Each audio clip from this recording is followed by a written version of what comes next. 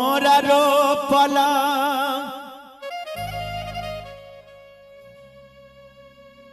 तुलसी के गाछा हके यो नीत जलाबा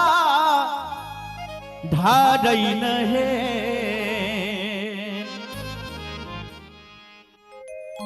ललनार काऊ नेरे बैरिनिया नजरी लगा वल से है तुलसी तुलसी सुखाइए गेलई है ललनार काऊ नेरे बैरिनिया नजरी लगा वल से है तुलसी तुलसी सुखाइए गेलई है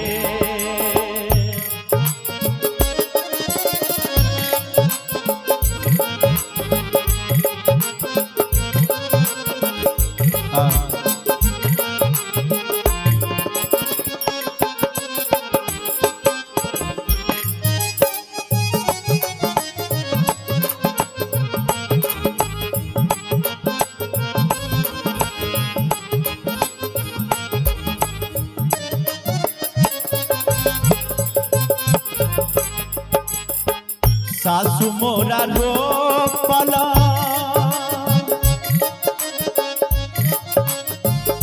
तुलसी के गाछ है नदिया नीत उठी जलाबा ढारै नदिया नीत उठी जलाबा ढारै नहे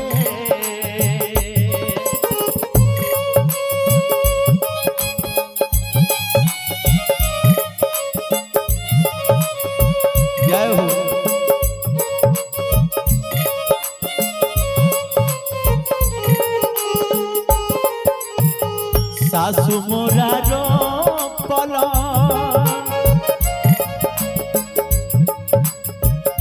तुलसी के गाछ है नदिया नीत उठी जलाबा ढारैन है ललनार गोता नीरे बैरिनिया नजरी लगा वल से है तुलसी तुलसी सुखाइए गेलई है ललनार गोता नीरे बैरिनिया नजरी लगा वल से है तुलसी तुलसी सुखाइए गेलई है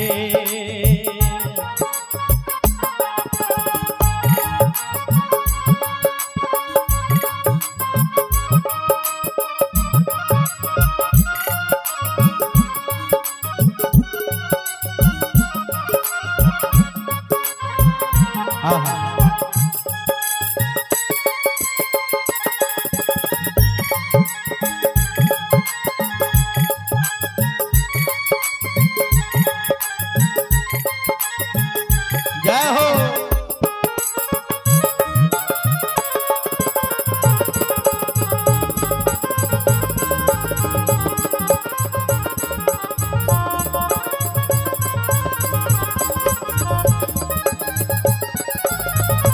बहुत सुंदर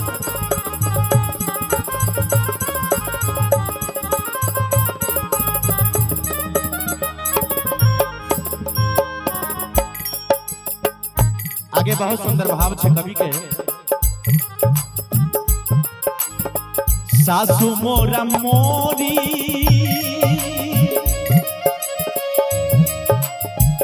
मोरी हर के लई है नदिया ननद सासुरारिया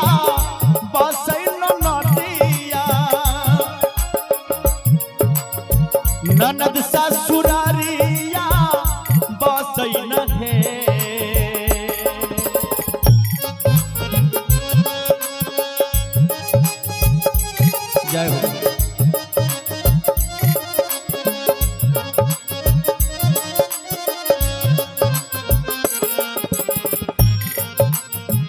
सासु मोर मोरी मोरी हार के लइहे ननदिया ननद ससुरारिया बसई नहे ललना रे तूला सिरे छोड़ल दुई गो पा से गोतनी गोतनी के करे जाबा सालई है ललना रे तूला सिरे छोड़ल दुई गो पा से गोतनी गोतनी के करे जाबा सालई है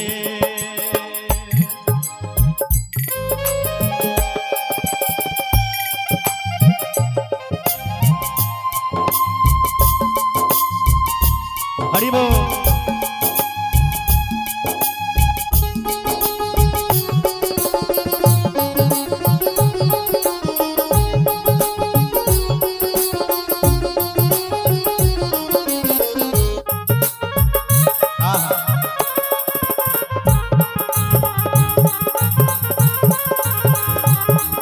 जय हो संतोष जी ए विकास हरिनाथ हो।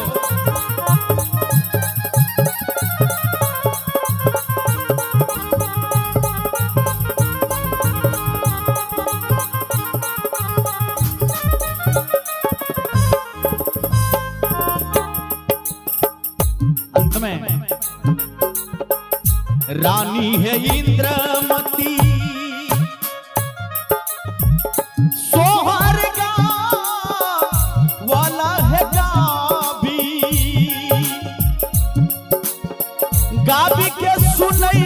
बे करई है रानी गाबी के सुनई बे करई नहे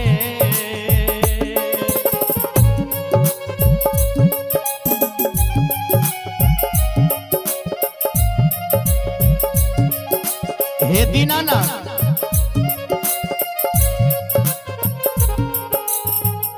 रानी है इंद्रमती सोहर गा वाला है गाबी गाबी के सुनई बे करई नहे एक बार दोनों हाथ खार कर दियो सब आदमी सीताराम दोनों हाथ खार करके ईमानदारी से दबे ताली जो नीक लागे हुआ तब और ताली बजा के सब आदमी बोले भक्ति और भगवान की जे लाला नर संता भैया लियो ने विचार महलिया सोहर का बोले लाला नर संता भैया लियो ने विचार